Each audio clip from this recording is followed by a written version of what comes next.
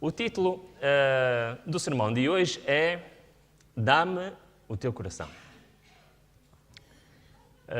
Quem me conhece um pouco melhor sabe que eu normalmente não costumo falar muito das minhas coisas íntimas ou privadas, digamos assim. Não sou uma pessoa que desabafo muito.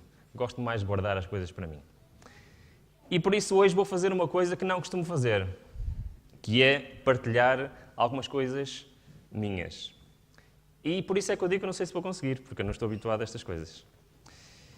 Mas eu hoje vou contar uma história que se passou comigo. Sabem que o Espírito de Profecia diz que os pregadores não devem contar histórias pessoais. Citando o Espírito de Profecia, ele diz assim: os pregadores devem deixar as suas histórias para si mesmos. No entanto, existe uma exceção. Sabem qual é a exceção? O nosso testemunho pessoal. Sempre que acontece alguma coisa na nossa vida em que temos um encontro com Deus, e esse testemunho pessoal, segundo o apóstolo Paulo, é que é a nossa melhor pregação. E é isso que eu vou tentar fazer hoje, mas não sei se vou conseguir. E este título foi retirado de um versículo da Bíblia, vou ligar aqui o meu aparelho, de Provérbios 23, 26, que diz assim: dá-me, filho meu, o teu coração, e os teus olhos observem os meus caminhos. E este versículo diz duas coisas muito interessantes. Primeiro é que Deus quer o quê? O nosso coração, certo? E esse desejo de Deus tem um objetivo, qual é? Para que nós possamos o quê? Observar os seus caminhos. Certo? Não há dúvidas até aqui? E eu vou-vos contar o que se passou comigo nos 4 dias provavelmente mais difíceis da minha vida. Que foram os dias do dia 17 a 20 de julho deste ano. Que culminou precisamente com o nascimento da minha filha. Mas antes de eu vos contar isso, eu queria vos contar o que é que se passava comigo antes disso acontecer. Porque isto aconteceu exatamente numa altura em que eu vivia uma luta espiritual muito grande. E vou contar rapidamente uma história. Sabem que, alguns dos irmãos sabem que eu estudo teologia e isto tem sido uma aventura. Não só uma aventura pela falta de tempo, mas uma aventura o próprio curso está a ser. E é muito interessante que aqui há uns anos atrás, e eu sentia-me frustrado. Sabem qual era a minha frustração? É que havia doutrinas que eu não percebia. Não sei se já aconteceu com os irmãos. Eu não percebia justificação pela fé, não percebia santificação, não percebia sacerdócio de todos, não percebia a Trindade. E aquilo frustrava-me, eu queria saber. E por isso, durante muito tempo, eu me dediquei ao estudo das doutrinas. É interessante que houve uma disciplina no curso de Teologia que foi exatamente as 28 crenças. Era uma disciplina anual, 14 crenças no primeiro semestre, outras 14 no segundo semestre. E eu fiquei todo entusiasmado. Agora eu vou perceber as doutrinas. E então me dediquei ao estudo. Foi uma disciplina muito trabalhosa, tinha trabalhos por quase todas as doutrinas, muitos testes, 2 exames, mas cheguei ao fim satisfeito, correu muito bem e até hoje é a nota mais alta que eu tive no curso. E eu senti-me realizado, agora já percebo aqui mais ou menos as doutrinas. Mas sabem, logo a seguir eu tive uma outra disciplina, depois tive outra, e era o Novo Testamento. Quando eu cheguei a estudar o Novo Testamento, eu cheguei a um livro que me marcou muito, que foi o livro de Filipenses. Em Filipenses, eu aprendi a gostar muito de Paulo. Paulo é, para mim, na minha opinião pessoal, o melhor teólogo que existe na Bíblia. E o capítulo 3 de Filipenses fascinou-me muito. O capítulo 3 de Filipenses, podemos abrir rapidamente, é quase um tratado de teologia. Neste capítulo, Paulo fala sobre justificação pela fé, fala sobre santificação, fala sobre as obras da lei, as obras da fé, a segunda vinda de Cristo, apresenta doutrina após doutrina, de uma forma clara, de uma forma extraordinária.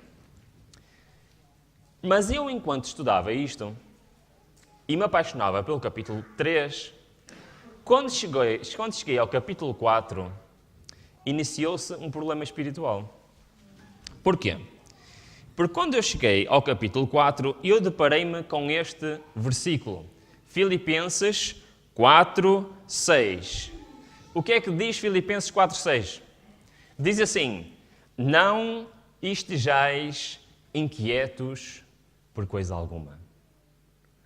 Antes, as vossas petições sejam em tudo conhecidas diante de Deus, como? Pela oração e súplica, com ações de graça. Ou seja, agradecendo a Deus. Quando eu li este texto, eu deparei-me com um problema muito grande. Sabem qual é o problema? Como é que se tem uma fé assim?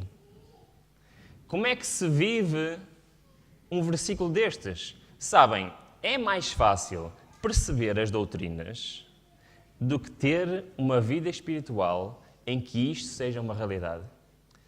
Como é que eu, na minha vida pessoal, posso, no meio de tempos bons e de tempos maus, não estar inquieto com coisa alguma, antes apresentar tudo a Deus? Em colocar os meus fardos onde? Em Deus. Como é que isto funciona?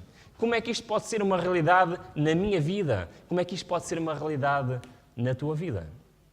E isto inquietava-me porque as doutrinas, saber as doutrinas, não nos levam para o céu. O que é que nos leva para o céu? O que é que faz de nós verdadeiros cristãos? É o quê? É o nosso relacionamento com Deus. E então deparei-me com este problema. E durante algum tempo eu pensava nisto e este texto e outros textos que vamos ver mais à frente me vinham à mente. Até que, depois de eu concluir o Novo Testamento, eu tive uma outra disciplina que se chama Fé e Espiritualidade. Essa disciplina é baseada, são 13 módulos, é baseada neste livro. Este não é o original, mas eu trouxe este, que era o que eu tinha mais à mão. Que livro é este, sabem? É baseado, qual é o título original? Não? Caminho a Cristo. Muito bem. O título original é Caminho a Cristo. É muito interessante que esta disciplina é baseada neste livro. E quando eu comecei a estudar este livro, eu comecei a perceber algumas coisas relacionadas com isto. Eu vou-vos mostrar rapidamente, porque o tempo passa, eu vou-vos mostrar. É-nos impossível, por nós mesmos, escapar ao abismo do pecado em que estamos mergulhados. Nosso coração é ímpio e não o podemos transformar. Quem do imundo tirará o puro? Ninguém. E Paulo diz: a inclinação da carne é inimizade contra Deus, pois não é sujeita à lei de Deus, nem em verdade o pode ser. Então, como é que é o nosso coração?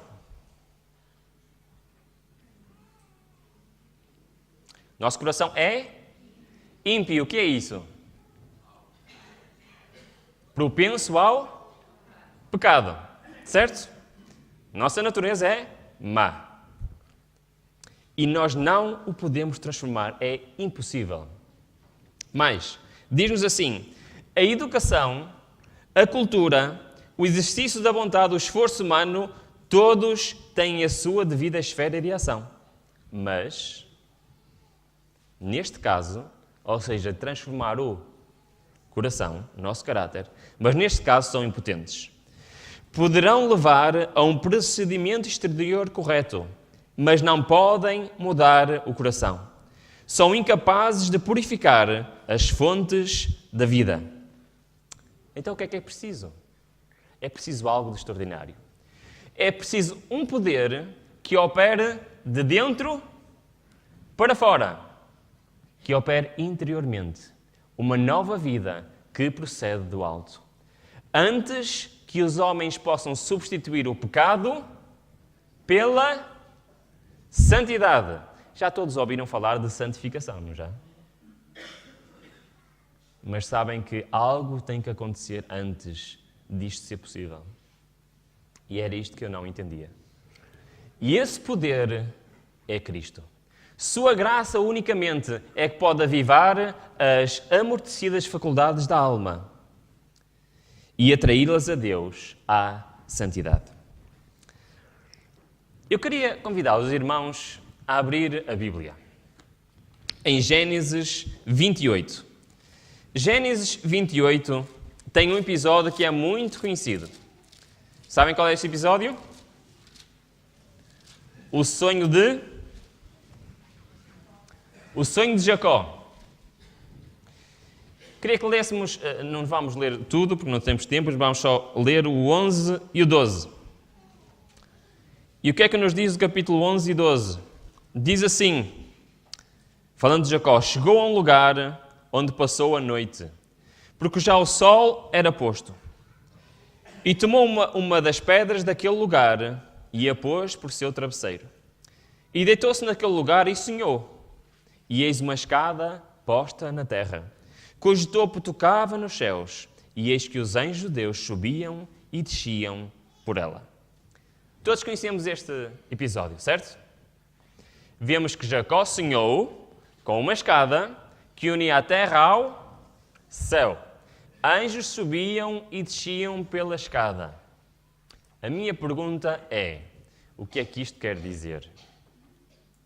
O que é esta escada? Cristo diz o que é. Sabem onde? João 1, 51. Vamos ler. Consoante, e relacionando aquilo que acabámos de ler anteriormente, do Espírito de Profecia, João 1, 51, Cristo dá-nos a resposta à visão de Jacó. E ele está-se a dirigir a Natanael, não importa a história agora, mas diz, então, o que é? Diz, e disse-lhes, na verdade vos digo, que daqui em diante vereis o céu aberto e os anjos de Deus subindo e descendo. Sobre quê? Sobre o Filho do Homem. Portanto, aquela escada representava o quê? Cristo. A mística escada do sonho representava Jesus. O único meio de comunicação entre Deus e o homem. Apostatando o homem se alienou-se de Deus. A terra foi separada do céu, através do abismo. Existente entre eles, não podia haver comunicação. Mas por Cristo, a terra foi de novo ligada ao céu. Com seus próprios méritos, Cristo lançou uma ponte através do abismo que o pecado cavara. Cristo une o homem caído em sua fraqueza e desamparo à fonte de infinito poder. Então, aquela escada é Cristo. Cristo é a ponte sobre o abismo. Cristo é também o que é o caminho. Cristo é realmente a resposta. Mas como é que isto se vive na prática? Como é que nós nos podemos apropriar de Cristo? Como pode Cristo viver em nós e nós vivermos em Cristo?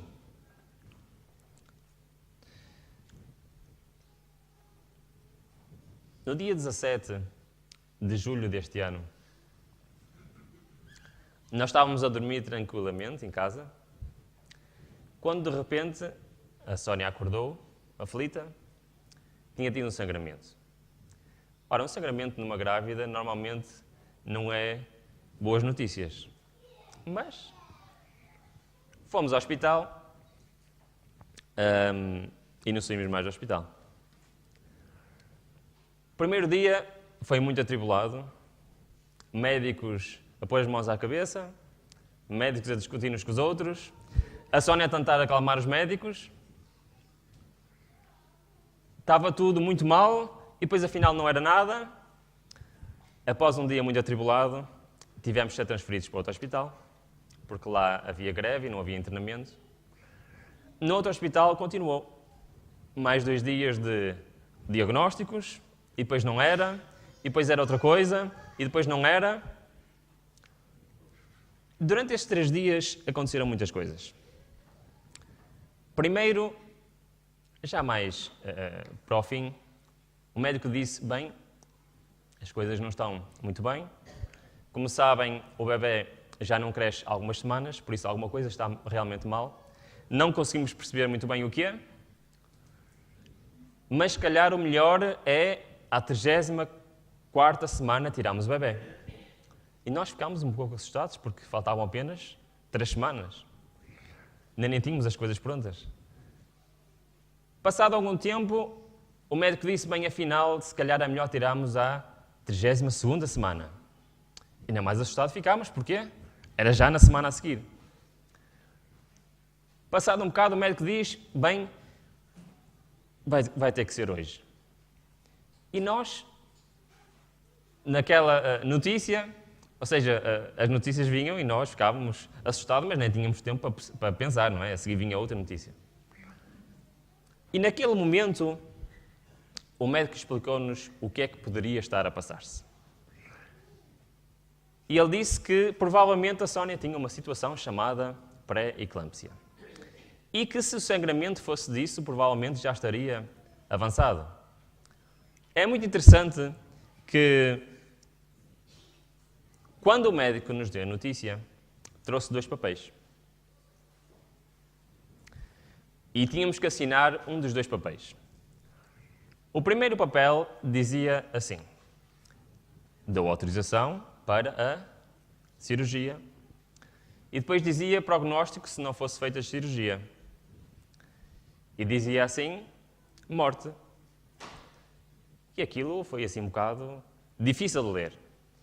O outro papel dizia que não autorizo a fazer a cirurgia e assumo as responsabilidades.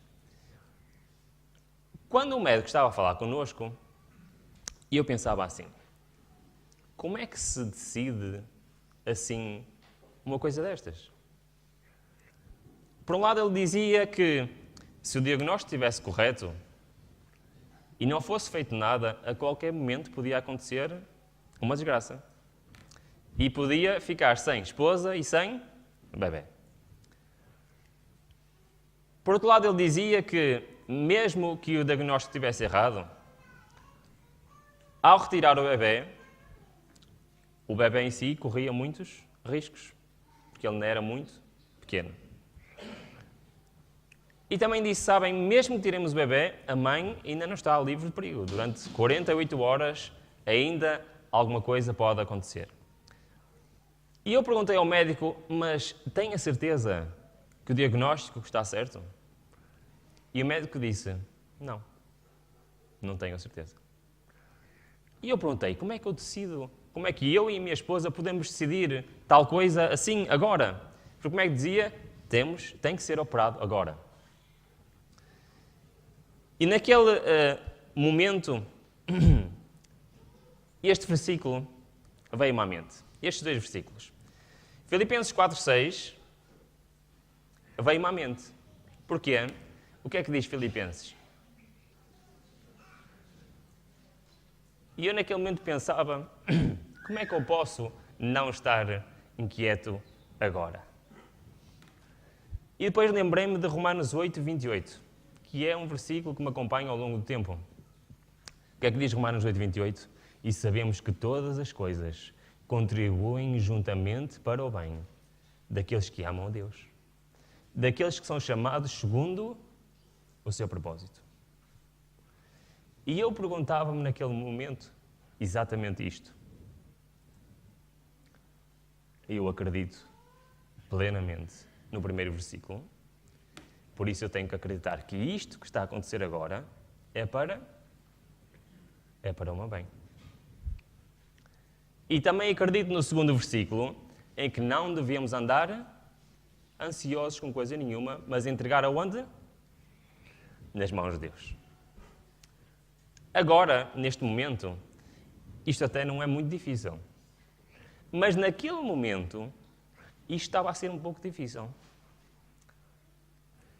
Precisamente naquele momento, o médico disse: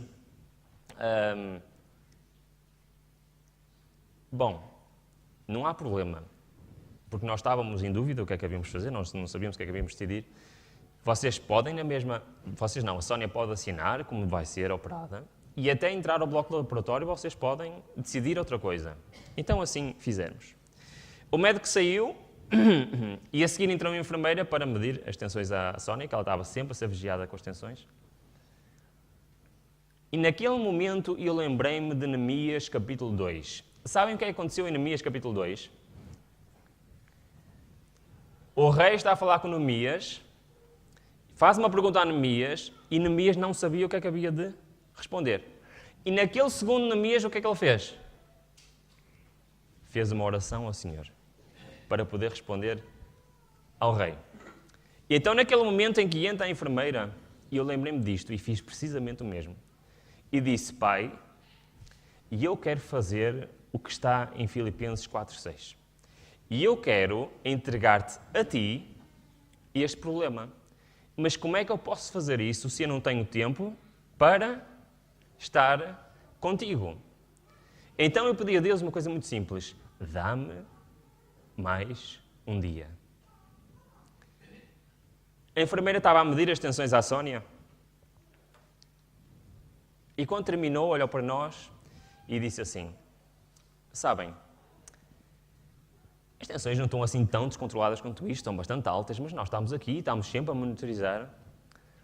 Já é meio da tarde, enquanto preparam para a cirurgia, não preparam, vai-se aproximar das 8 horas, depois vem a mudança de turno, e então já não vão fazer antes a cirurgia, vão esperar pela mudança de turno. O turno da noite já tem metade das pessoas, e se houver alguma complicação com o bebê, seria mais seguro ser no turno de dia. Então ela disse: se calhar era melhor a operação ser amanhã de manhã. O que é que vocês acham?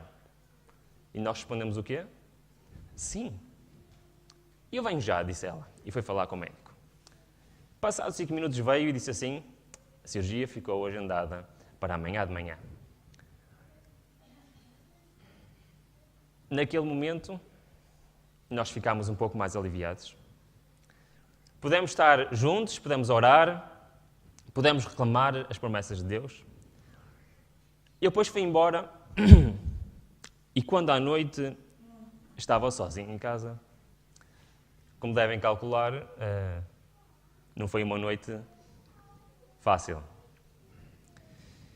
E eu peguei nesta Bíblia, abri em Filipenses capítulo 4 e li várias vezes este versículo.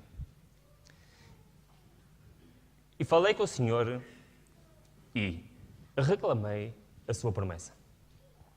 Porque Ele diz que não andeis inquietos com nada, mas devemos o quê? Entregar a Ele.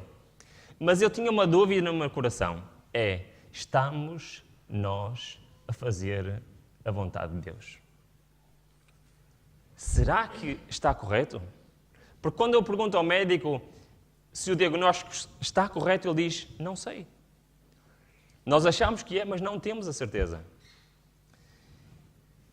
E eu me perguntava: como é que eu decido entre uma situação e a outra situação? Durante algum tempo de luta com Deus, de oração, de lágrimas, Deus me respondeu. E Ele disse-me: sim, o diagnóstico está certo. Sim, devem fazer a operação e retirar o bebê.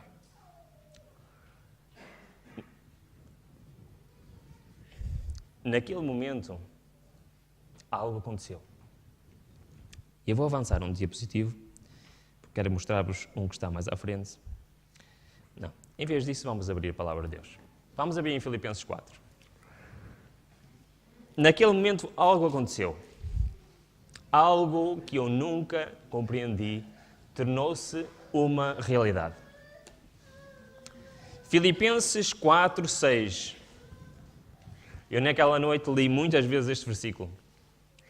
Mas após lutar com Deus, após reclamar este versículo se tornasse realidade na minha vida, algo aconteceu.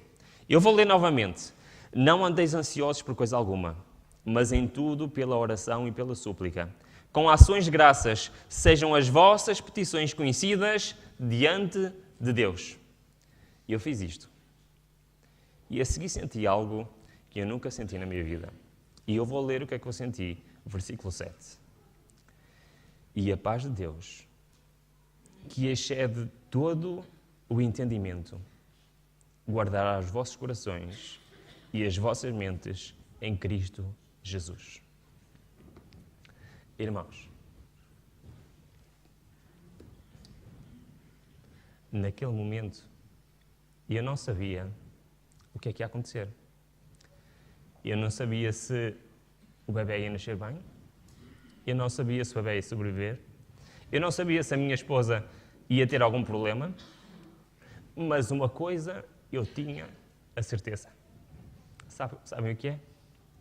Estava a fazer a vontade de Deus.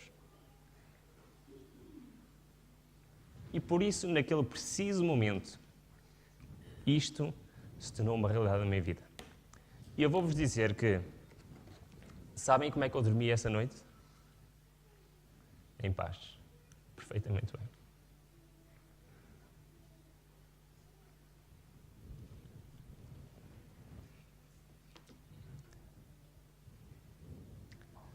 Sabem que naqueles 3 dias no hospital, 4 dias, mas especialmente nos 3 últimos,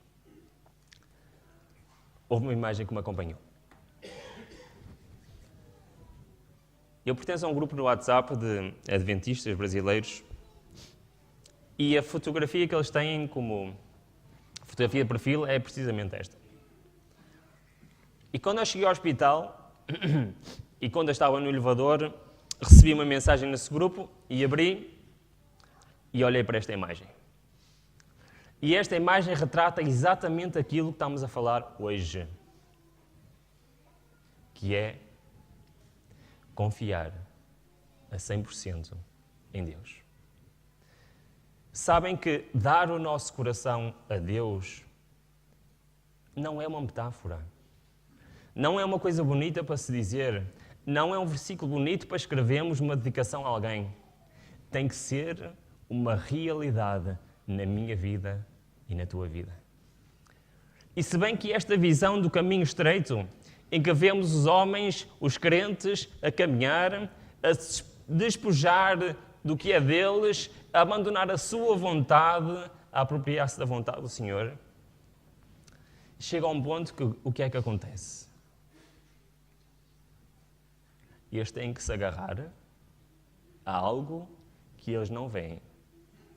E têm que depender a sua vida de algo que eles não veem. Isto é confiar em Deus. Como? Em todas as situações da vida. Nos momentos em que estamos felizes, nos momentos em que estamos tristes, nos momentos em que tudo está bem, nos momentos em que tudo está mal. Tenho eu uma relação assim com Deus? Confio eu assim em Deus? O que é o cristianismo na minha vida? O que é o cristianismo na tua vida? Será que estamos prontos para ter uma relação assim com Deus? Antes do parto,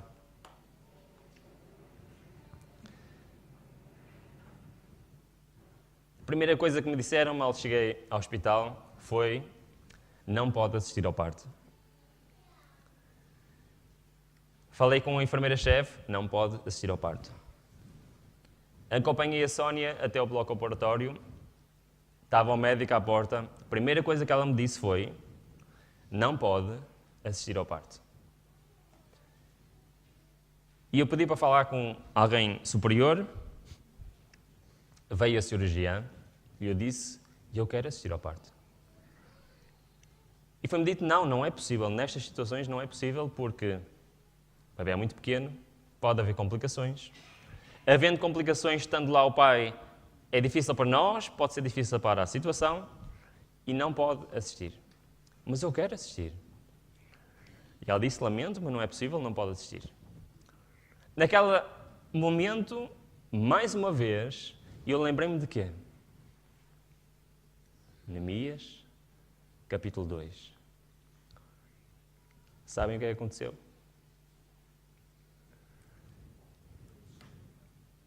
E eu disse mais uma vez, eu quero assistir ao parto. Só um momentinho, eu vou ligar ao chefe. A médica cirurgiã foi, ligou ao chefe, veio e disse assim, está bem, está autorizado a ver o parto. E eu queria ver o parto porque eu sabia que a Sónia precisava de mim.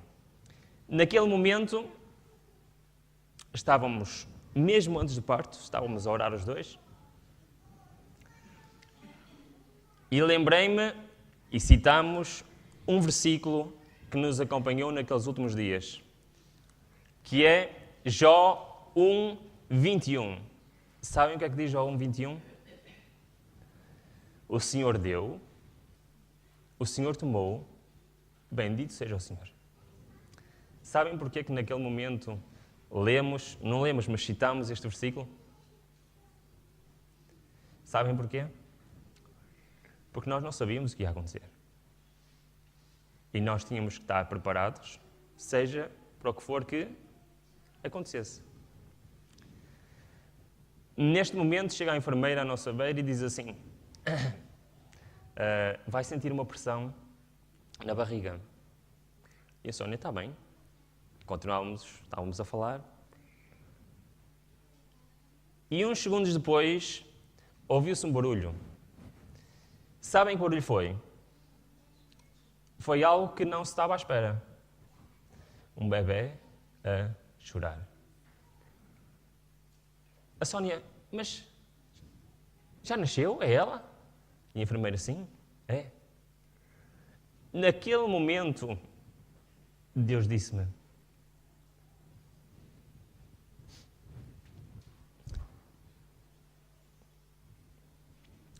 ela veio para ficar.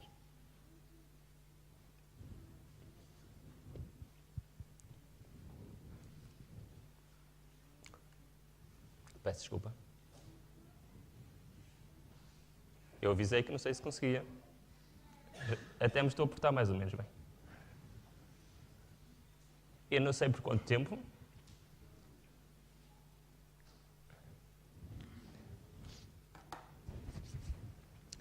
Se para o resto da vida, se para quantos anos, eu não sei. Mas sei que veio para ficar.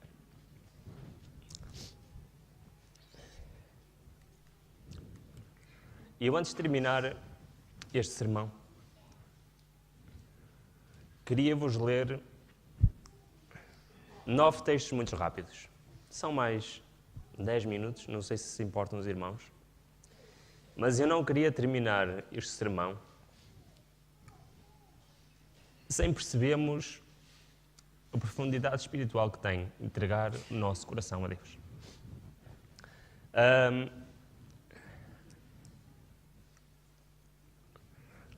O único objetivo que eu tive hoje em partilhar convosco a minha história não é pela história em si, mas sim para nós percebermos a importância que tem na nossa vida espiritual confiar em Deus.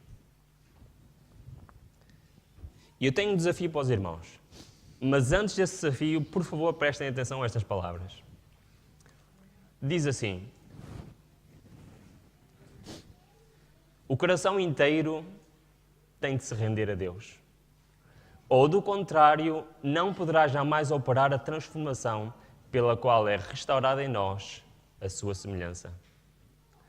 Nós muitas vezes pensamos que precisamos de ser santos, precisamos de reformar-nos para ir a Deus. É precisamente o contrário. Primeiro temos que confiar em Deus e dar o nosso coração. Deus deseja curar-nos, libertar-nos, mas isto requer completa transformação. Uma renovação de natureza toda. É necessário rendermos inteiramente a Ele. A luta contra o próprio eu é a maior batalha que já foi ferida. A renúncia de nosso eu, sujeitando tudo à vontade de Deus, requer luta. Mas a alma tem que submeter-se a Deus antes que possa ser renovada em santidade. Entregando-nos a Deus, temos necessariamente de renunciar a tudo do que dele nos separa. Não podemos pertencer metade ao Senhor e metade ao mundo.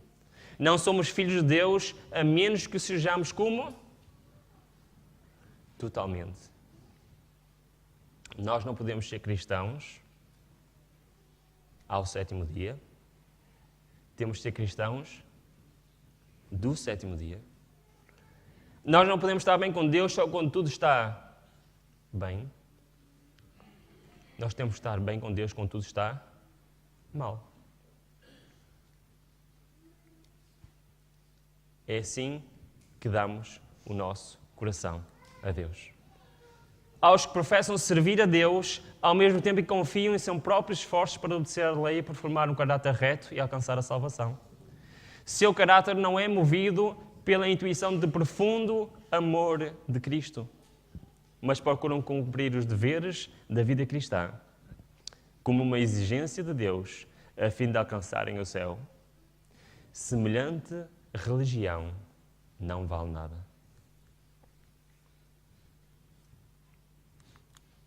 Quando Cristo habita no coração, a alma de tal modo se encherá de seu amor e da alegria da comunhão com Ele, que Ele se apegará, e em sua contemplação será esquecido o próprio eu.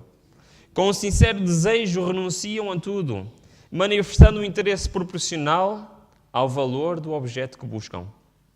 Uma profissão de Cristo, sem este amor profundo, é mero palavreado. Formalidade vã, pesada e desagradável tarefa. Primeiro, irmãos, nós precisamos de quem? De Cristo. A nossa vida cristã não é possível com os nossos próprios esforços. Primeiro, nós precisamos de encontrar-nos com o nosso Salvador. Só a partir daí é que isto é possível. Confiamos nós verdadeiramente em Deus? Ao ponto de queremos pôr em prática tudo aquilo que Ele nos diz? Muitos indagam: como devo eu fazer a entrega do próprio eu a Deus? Esta é também a minha pergunta. Será que esta é a tua pergunta hoje também? Desejais entregar-vos a Ele, mas sois faltos de poder moral, escravos da dúvida e dirigidos pelos hábitos de vossa vida de pecado? Vossas promessas e resoluções são como as areias escritas são como palavras escritas na areia? Não podeis dominar os pensamentos, os impulsos, as afeições? O que deveis compreender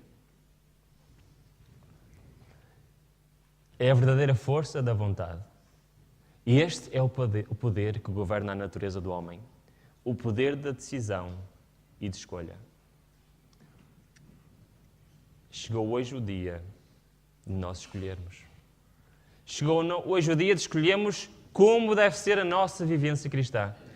Tudo depende da reta ação da vontade. O poder da escolha deu Deus ao homem e a Ele compete exercê-lo. Não podeis mudar o vosso coração. Não podeis por vós mesmos consagrar a Deus as vossas afeições, mas podeis escolher servi-lo. Podeis dar-lhe o quê? A nossa vontade. É assim que servimos a Deus. Porque se nós confiamos 100% em Deus, nós vamos entregar aquilo que mais difícil nos é entregar. Sabem o que é? Sabem o que é que representa o nosso coração?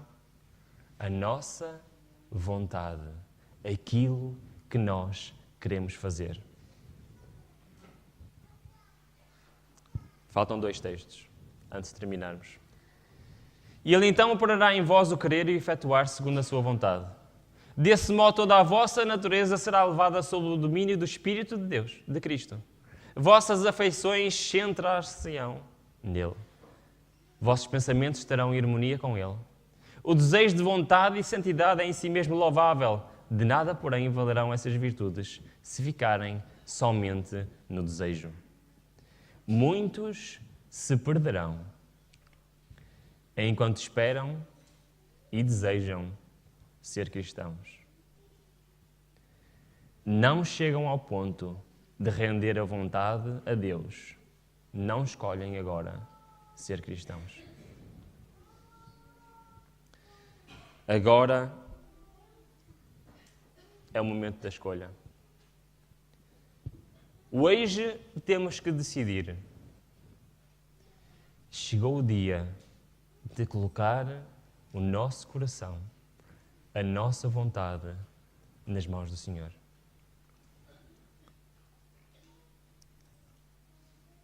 Se tu ouves neste momento a voz do Senhor a falar ao teu coração, se tu ouves neste momento Deus a reclamar a tua vontade, o teu coração, eu quero te pedir uma coisa. Eu quero te pedir que coloques de pé. Se neste momento tu sentes no teu coração Deus a dizer, dá-me o teu coração, eu peço que te coloques de pé.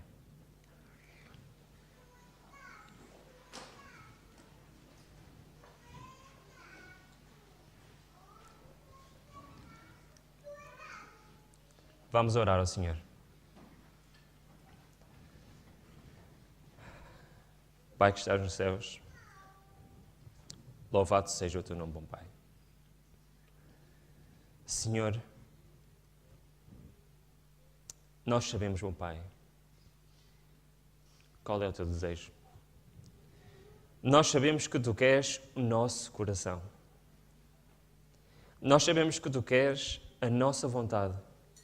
Nós sabemos que tu queres, bom Pai, que nós abdiquemos do nosso caráter para sermos transformados à imagem e semelhança do teu caráter.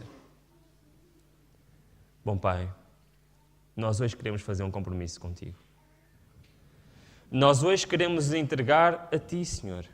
Queremos iniciar esta caminhada ao teu lado. Queremos deixar, bom Pai, de fazer a nossa própria vontade e queremos fazer a tua. Ajuda-nos, Pai. Aumenta a nossa fé. Opera em nós o querer e o efetuar. Faz em nós aquilo que nós não conseguimos, Senhor. E transforma o nosso coração. Retira este coração de pedra e dá-nos um coração de carne. Dá-nos um coração à tua imagem. Senhor, vimos perante ti, não nos nossos méritos, mas nos méritos de Cristo Jesus, que morreu por cada um de nós. Te suplicamos isto e te agradecemos, em nome de Cristo. Amém.